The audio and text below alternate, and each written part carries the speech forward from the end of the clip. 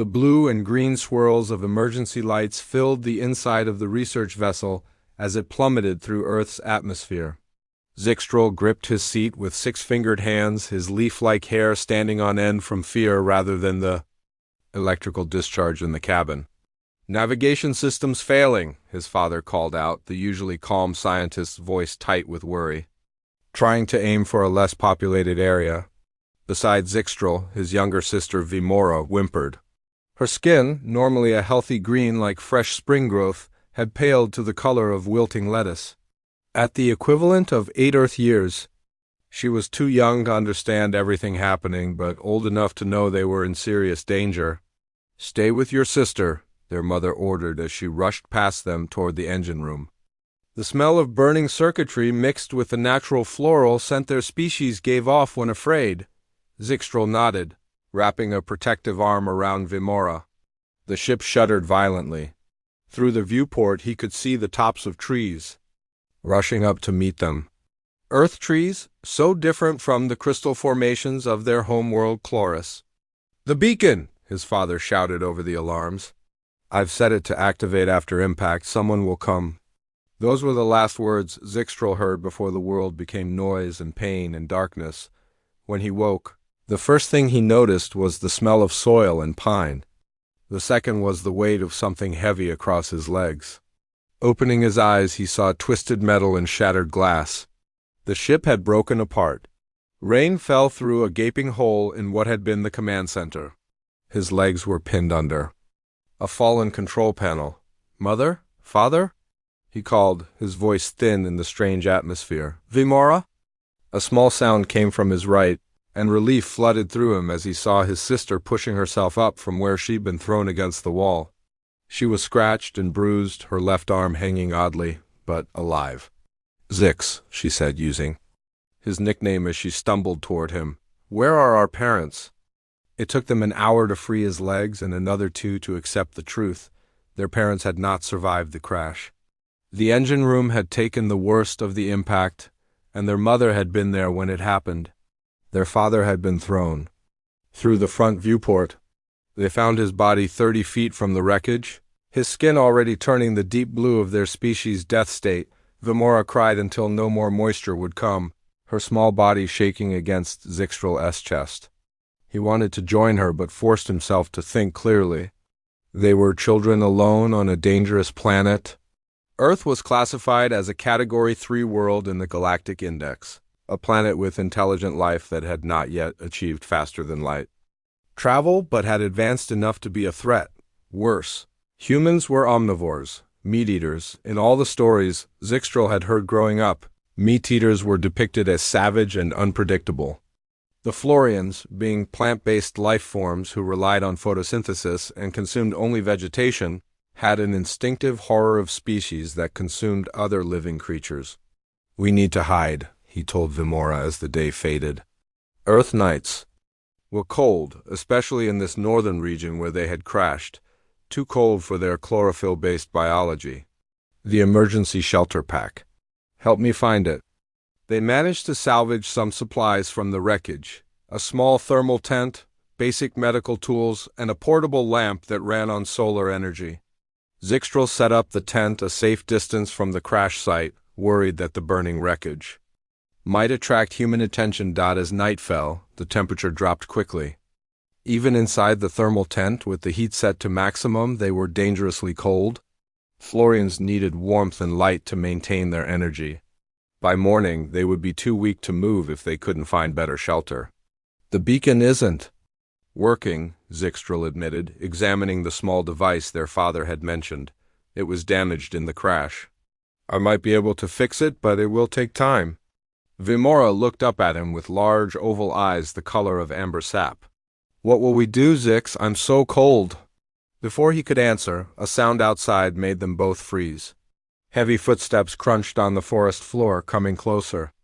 Zixtral dimmed their lamp to almost nothing and put a finger to his lips. The footsteps stopped right outside their tent. Then a shadow fell across the entrance as someone bent down. "Hello? Anyone in there?" A deep voice called out. A human voice. Zixtral and Vimora held each other, trembling. Maybe if they stayed quiet, the human would go away. Look, I know someone's in there. I saw your ship come down. I'm not going to hurt you. The tent flap opened and light poured in, real light from a powerful beam. Zixtral tried to shield Vimora with his body, but it was too late. They'd been discovered, the light lowered, and they got their first look at a human up close. He was tall, with skin the color of tree bark and short hair on his face. He wore a green uniform and carried a large pack. His eyes widened at the sight of them. "Well," he said after a long moment, "you're definitely not from around here." The human introduced himself as Sam Miller, a forest ranger who patrolled this area. He seemed surprisingly calm about finding 2 alien children in his woods. "My cabin's about 2 miles from here," he said, looking at their thin clothes and shivering forms. "You won't last the night out here. Temperatures dropping to near freezing." Zixtral noticed the man had something hanging from his belt, strips of dried meat. His stomach turned at the sight. "We can't go with you," he said, trying to sound brave despite his fear. "We know what humans eat." Sam followed his gaze to the beef jerky and actually smiled. "Ah, you're herbivores, I take it." "Don't worry, kid. I don't eat anything that can talk back." "Our parents," Vimora suddenly said, her voice breaking. "They didn't survive?" Something changed in the human's face then, a softening around the eyes that Zixtral couldn't interpret. "I'm sorry to hear that," Sam said quietly. "All the more reason you shouldn't stay out here. Look, I promise you'll be safe. I have a greenhouse attached to my cabin. It's warm there, lots of light. You can decide what to do in the morning." Zixtral hesitated. The human seemed sincere, but everything he'd learned about meat-eaters told him not to trust this kindness. Yet Vimora was getting weaker by the minute, her skin losing its healthy green glow. "We'll go with you," he finally said. "But we're staying together." "Wouldn't have it any other way," Sam replied, offering a hand to help them up as they followed the human through the dark forest. Zixtral clutched the small emergency beacon. Somehow he would fix it. Somehow they would get home. Until then, they would have to survive on a planet of meat-eaters, starting with the one leading them deeper into the unknown. Sam's cabin looked small from the outside but felt spacious inside. Wooden walls lined with bookshelves surrounded a main room with a stone fireplace. Zixtral noticed animal heads mounted on one wall and froze. Vimora saw them too and grabbed his hand tightly. "You kill animals and display their heads?" Zixtral said, backing toward the door. "Just like the stories said about meat-eaters." Sam looked at the deer and elk mounts, then back at the children. "I hunt for food, not for fun. These are from years ago." He set down his pack. "The greenhouse is through there. It should be warm enough for you." Zixtral pulled Vimora toward the glass-walled room attached to the cabin. Inside, plants grew in neat rows. The air was warm and moist. Their skin immediately began to absorb the humidity, a natural reaction for Florians. "Better?" Sam asked, standing in the doorway. Vimora nodded slightly, though she still hid behind her brother. "I need to make dinner," Sam said. "You two should rest. We'll figure things out in the morning." When he left, Zixtral examined the room. Tomatoes, peppers, and herbs grew in containers. A small fountain bubbled in one corner, explaining the pleasant humidity. Glass walls and ceiling would let in sunlight during the day. "Do you think he's going to eat us?" Vimora whispered. "No," Zixtral said, though he wasn't entirely sure. "Humans eat animals, not plants, and we're more like plants. But we move. And talk. Maybe he'll think we're animals." Zixtral had no answer for that. He helped Vimora sit on a bench near the fountain. Her arm still hung at an odd angle. "I need to set your arm," he said. "It's broken, like when Pella broke her stem in school?" Vimora asked, referring to a classmate back home. "Yes, it will. Hurt, but it needs to be straight to heal properly." Zixtral found 2 flat pieces of wood among the gardening supplies. He had watched his mother, a medical researcher, set broken limbs before. It couldn't be that different for their own species. Vimora bit her lip but didn't cry out when he straightened her arm and tied the wood pieces around it with garden twine. Florians were tougher than they looked. A smell drifted in from the main room, something cooking. The scent made both children feel sick. Meat. The human was cooking flesh. Sam appeared in the doorway. "Dinner's ready if you want some." "We don't eat," Zixtral began. "Not meat, I figured that out," Sam interrupted. "I made some vegetable soup too, and there's bread." Zixtral was surprised. The human had thought about what they might eat. In the main room, the table was set with 3 bowls. In one large pot bubbled a brown stew that smelled horrible to the children. In another was a red soup with vegetables. "I don't know what you can eat," Sam said, sitting down. "So start with just a little." The children sat as far from Sam as possible. The vegetable soup smelled good, similar to foods from home. Zixtral tasted it first, then nodded to Vimora. They ate silently while Sam ate his meat stew. So Sam said after a while, "You going to tell me where you're from and what happened?" Zixtral hesitated. Their parents had warned them about revealing too much to less advanced species. But this human had helped them when he didn't have to. "We are from Chloris," he said finally. "Our parents were researchers studying Earth plants. Our ship malfunctioned." "They didn't survive?" Sam nodded slowly. "I'm sorry about your parents. Are there others looking for you? Someone we should contact?" "The emergency beacon was damaged. I need to repair it to signal our people." "I see." Sam took another bite of his stew. "And your arm?" He nodded toward Vimora. "I fixed it," Zixtral said proudly. "Mind if I take a look? I have some first aid training." Vimora looked terrified, but Zixtral nodded.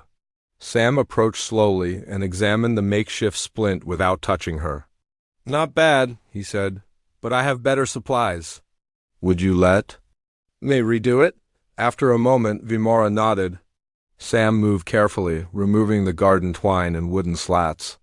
He replaced them with proper bandages and a plastic brace from a first aid kit. "How do you know about treating injuries?" Zixtral asked. "I was a medic in the military before becoming a ranger," Sam explained. "Saw plenty of broken bones."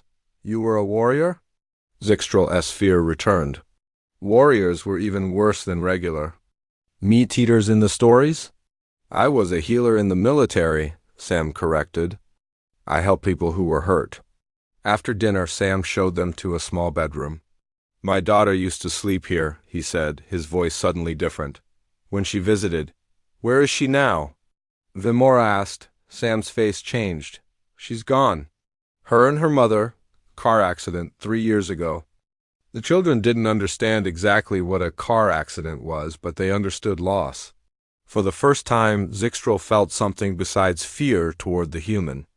"I'm sorry," he said, using the same words Sam had used about their parents. Sam nodded. "Get some rest.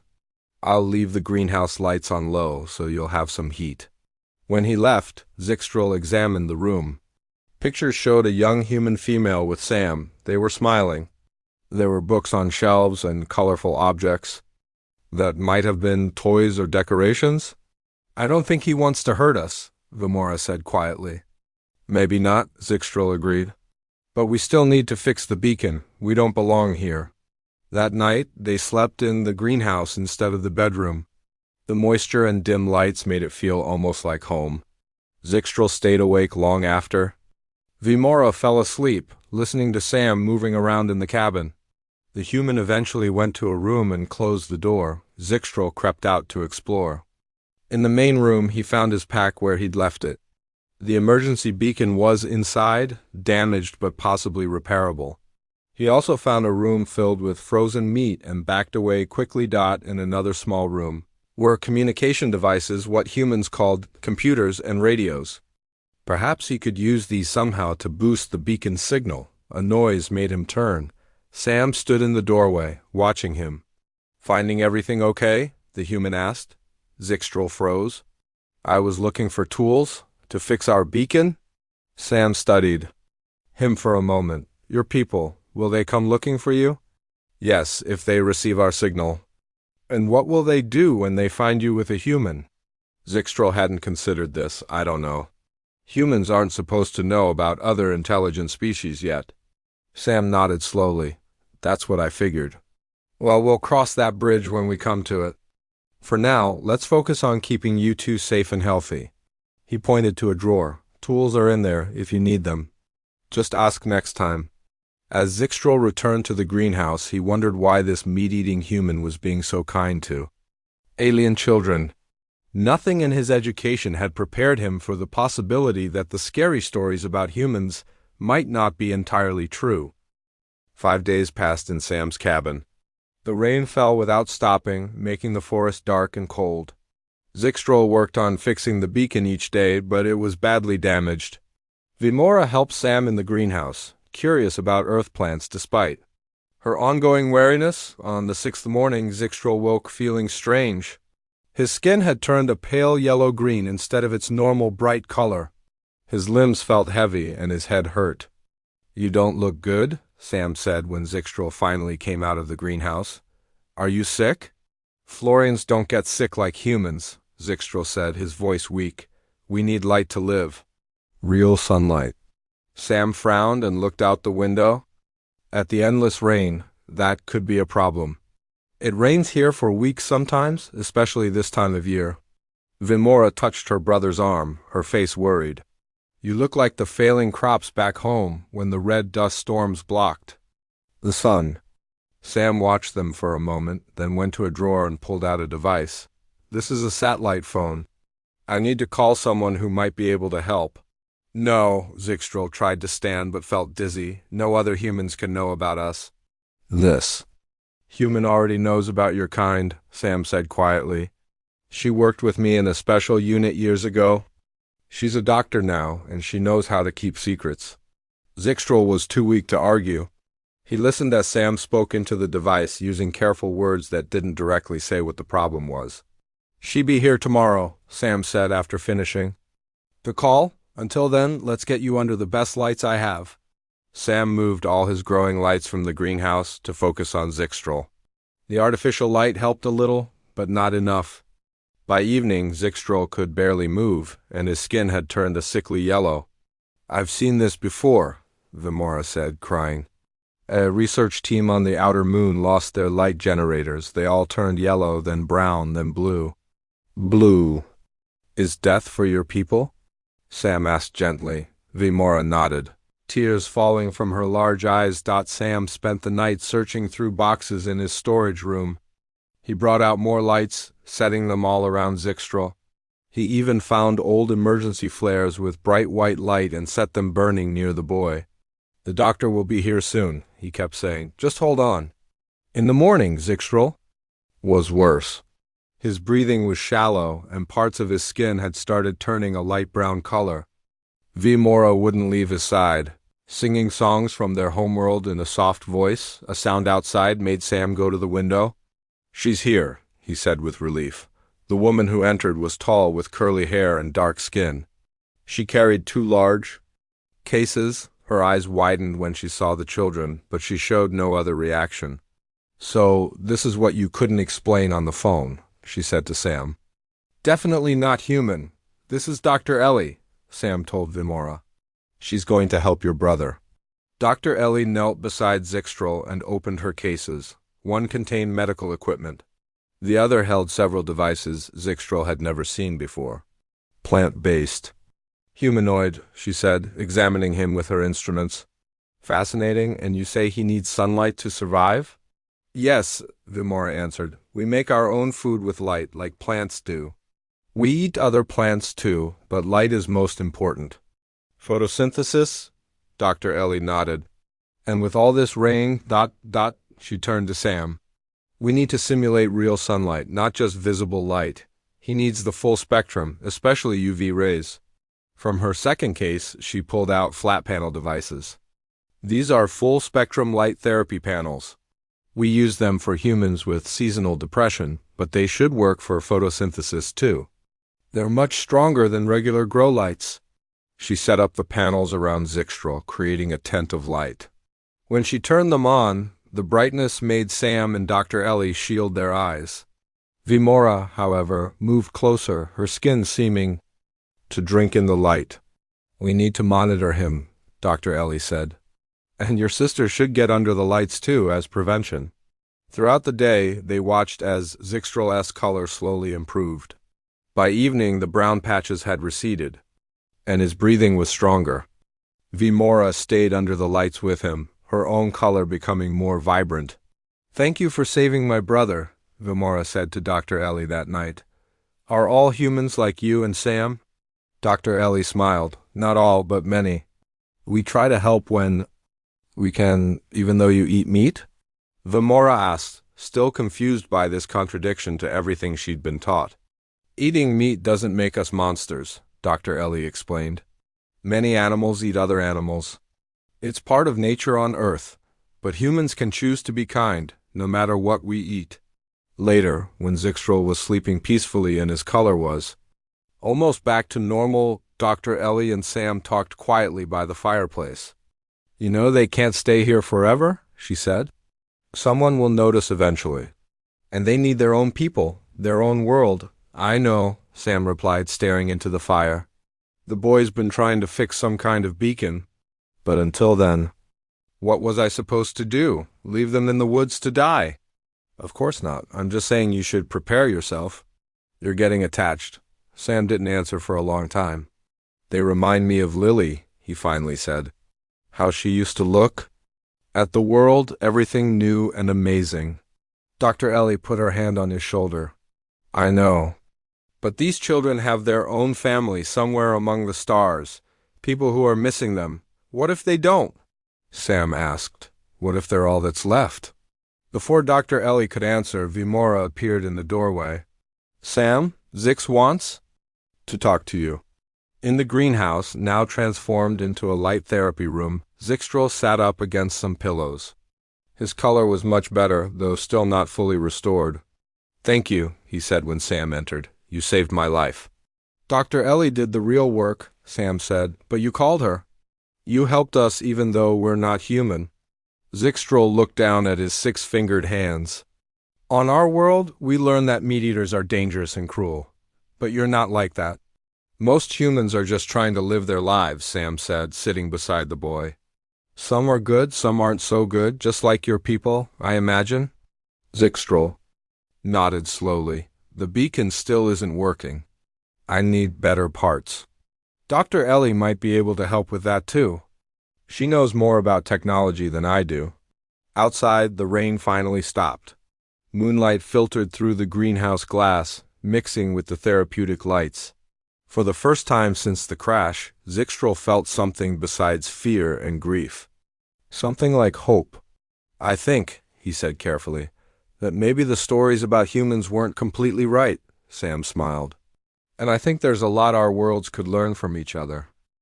2 weeks passed since Dr. Ellie saved Zixtral's life. Spring finally arrived in the forest, bringing real sunshine that helped both children grow stronger.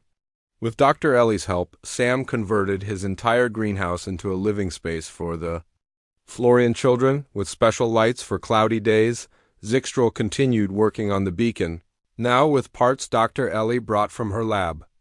Vimora spent more time with Sam, learning about earth plants and teaching him about Florian growing techniques. "These earth tomatoes are so simple," Vimora said one morning as she helped Sam in the garden outside the cabin. "On Chloris, our food plants can move their branches to follow the best light. Like sunflowers, but more extreme," Sam said, smiling at her enthusiasm. "What's a sunflower?" Sam showed her pictures in a gardening book. Vimora's eyes grew wide with excitement. "We must plant these. They look like baby sunflowers from home." They planted sunflower seeds along the edge of the garden. Sam noticed that Vimora no longer flinched when he came near, and sometimes she even took his hand to show him something interesting. Inside the cabin, Zixtral made progress on the beacon, with Dr. Ellie's weekly visits bringing new parts. "Why are you helping us so much?" Zixtral asked Dr. Ellie one day. "Aren't you worried about your government finding out?" Dr. Ellie adjusted her glasses. "Some secrets are worth keeping. I worked for a special unit that had contact with visitors like you before. Not everyone believes all other life forms should be treated as threats. Our teachers said humans would capture and study us if they found us," Zixtral said. "Some might try," Dr. Ellie admitted. That's why we're being careful. But Sam and I believe in building bridges, not walls. That evening, as they ate dinner, Sam made an announcement. The Forest Service is sending people to check the area where your ship crashed. Someone reported seeing lights in the sky that night. Zixtral put down his fork. Will they find the wreckage? Probably. I've been clearing away the smaller pieces, but the main part is too big to move. What will happen when they find it? Vimora asked, her voice shaking. Sam looked serious. Government people will come. They'll search the area. That's why we need to be ready. Ready to do what? Zixtral asked. To hide you better or to get you home, whichever comes first. The next day, Sam took them deeper into the forest to a small cave hidden behind a waterfall. If strangers come to the cabin, this is where you'll hide, he explained, showing them supplies he had already placed inside, food, water, lights, and blankets. Like a secret base, Vimora said, trying to sound brave. Exactly, Sam agreed. Just until they leave. On the walk back, they heard a strange sound. Sam motioned for them to hide behind a fallen tree. Through the branches, they watched as men with guns walked through the forest, heading toward the crash site. Poachers, Sam whispered. They hunt animals illegally. The men stopped near a small clearing where a mother deer and her baby grazed. They raised their guns. Zixtral expected Sam to stay hidden. After all, the deer were animals and humans ate animals. But Sam stood up and called out, Forest Service! This is a protected area. The men turned, surprised. When they saw Sam's uniform, they lowered their guns and quickly left the clearing. Why did you stop them? Zixtral asked as they continued walking. Don't you eat deer meat? I do, Sam admitted. But only when needed, and never mothers with babies. Those men weren't hunting for food. They were hunting for sport, and out of season when animals are raising their young. This confused Zixtral. On Chloris, the idea of eating any living thing was considered barbaric. Yet here was a meat-eater with rules about what was right and wrong to eat. I don't understand humans, he said. Sam laughed. Sometimes we don't understand ourselves. That night, as Vimora slept, Zixtral worked late on the beacon. Sam sat nearby, reading a book. It's almost finished, Zixtral said. The signal should reach the nearest Florian outpost. And then they'll come for you, Sam said, his voice strangely flat. Yes. Isn't that good? Sam closed his book. Of course. You need to be with your own people. For the first time, Zixtral wondered if Sam would miss them when they left. The thought had never occurred to him before. What will happen to you when we go? He asked. Same thing that was happening before you arrived? I'll patrol the forest. Tend my garden, live my life? Alone?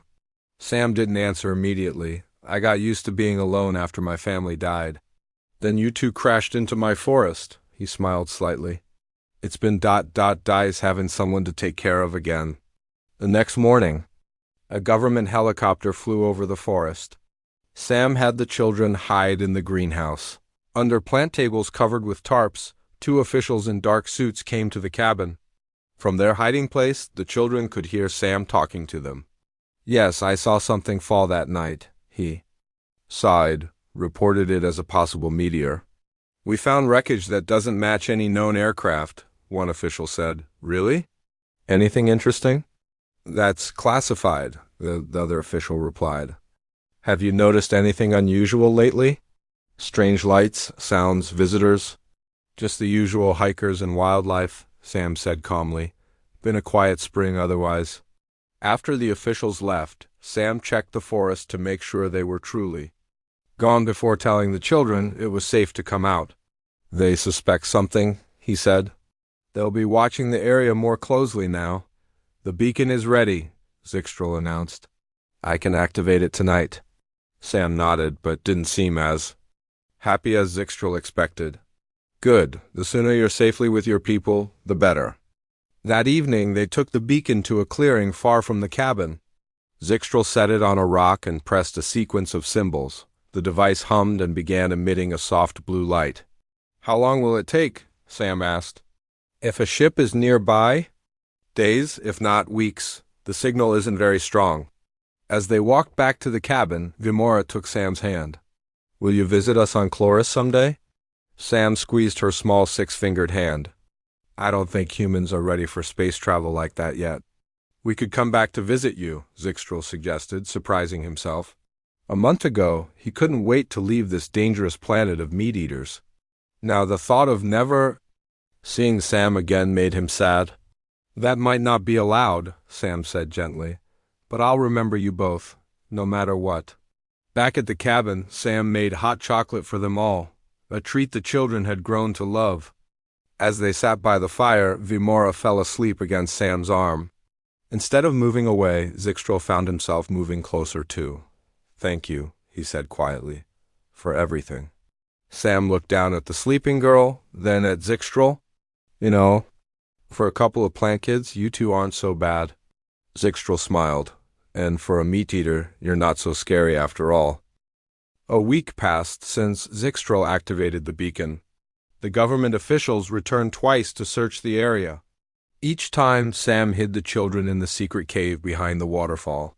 The officials asked more questions and took samples from the crash site. They seemed to be getting closer to the truth.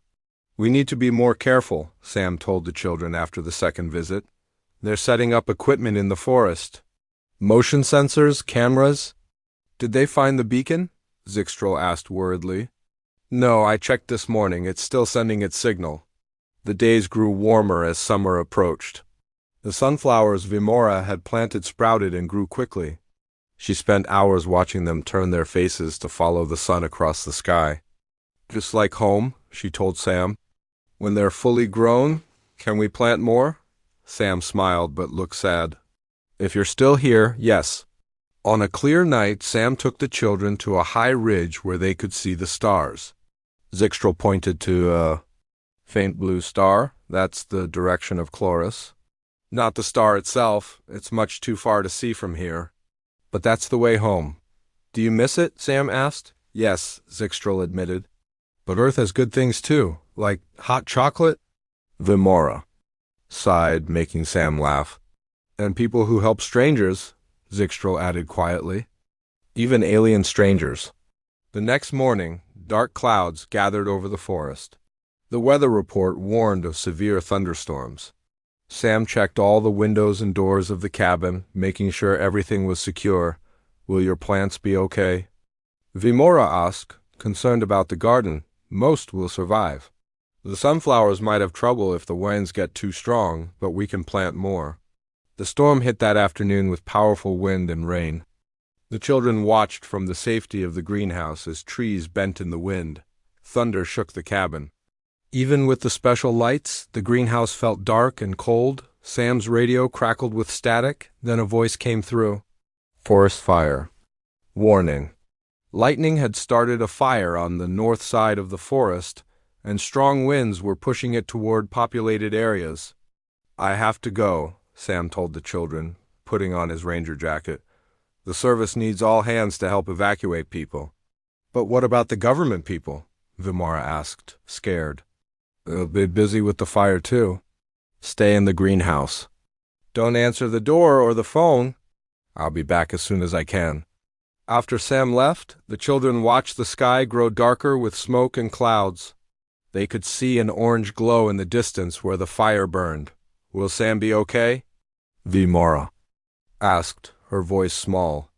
He knows these forests better than anyone, Zixtral assured her, though he was worried 2 hours passed. The wind grew stronger, howling around the cabin. Smoke drifted through the air. Zixtral tried the radio but heard only emergency messages. About the fire spreading, then they heard it, a different sound above the storm. A humming noise that made the air vibrate. A ship. Zixtral ran outside despite the rain and smoke. Vimora followed him. Above the trees hovered a silver craft, much smaller than the research vessel they had arrived in. It was a rescue ship. Responding to their beacon, a beam of light shot down from the ship, scanning the area. When it passed over the children, it turned green. The ship began to descend into a clearing near the cabin. They found us, Vimora said, her voice a mix of relief and sadness. We can go home. The ship landed, and the door opened. Two adult Florians emerged, wearing protective suits against Earth's atmosphere. When they saw the children, they rushed. "Forward! By the great roots, you're alive!" the female Florian cried. "We detected your parents' ship crash months ago, but couldn't locate survivors. The beacon only started working recently," Zixtrel explained. "We've been staying with ... He turned to look back at the cabin, wanting to get Sam, but Sam wasn't. There, he was fighting the fire, not knowing his alien guests were about to leave forever. "We must go quickly," the male Florian said. "This area is dangerous. The fire approaches, and we've detected human search activities nearby." "Wait," Vimora said. "We need to say goodbye to Sam. He saved us. He took care of us." "A human?" The female Florian looked shocked. "A human knows about you?" "He's our friend," Zixtrel said firmly. "We can't leave without saying goodbye." The adult Florians exchanged concerned looks. "It's too dangerous to wait. The human authorities are tracking our ship already. We have minutes, not hours." Zixtrel made a quick decision. He ran back to the cabin and found paper and a pen. He wrote a note for Sam, trying to explain their gratitude and why they had to leave so suddenly. Vimora added her own message and a drawing of a sunflower dot as they returned to the ship. They heard helicopters in the distance, not Forest Service ones, but military aircraft responding to the unidentified spacecraft. "Now," the male Florian urged, guiding them aboard. The ship rose quickly into the smoke-filled sky. Through a window, the children watched Sam's cabin grow smaller below them. The garden, the greenhouse, the forest, all the places that had become a second home.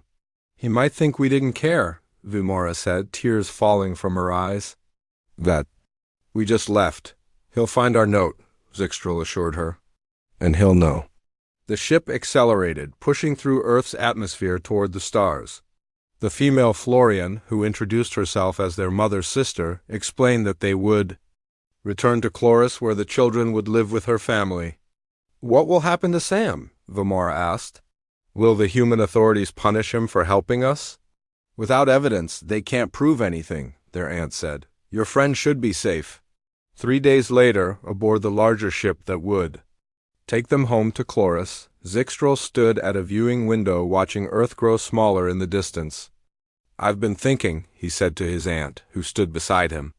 "The things we teach about humans, about meat-eaters being only savage and dangerous, they're wrong." His aunt looked thoughtful. "Perhaps our understanding is incomplete. One human showed kindness. There may be others." "Many others," Zixtrel said. "Sam wasn't special because he was kind. He was special because he was brave enough to show his kindness to aliens." Back on Earth, Sam returned to his cabin after 3 days fighting the forest fire. He found the door open and feared the worst, that government agents had found the children. Inside, he discovered the note on the kitchen table, held down by a small potted sunflower seedling. He read the children's words of thanks, their explanation of the rescue ship, and their promises to never forget him. At the bottom of the note, in careful writing, was a set of coordinates and a date 5 Earth years in the future. "We will try to come back," Zixtrel had written, "if our people allow it. Look for us where we first met." Sam smiled and placed the note carefully in a drawer. He took the sunflower seedling to the greenhouse, which now seemed too empty and quiet. 5 years, he said to himself. "I can wait." Outside, new growth was already appearing in the areas touched by fire. The forest was renewing itself, changed but still alive. Sam looked up at the evening sky where the first stars were becoming visible somewhere up there. 2 children who had once feared him for being a meat-eater were heading home, carrying stories about a human who had shown them that differences didn't have to mean danger. That family could be found in the most unexpected places.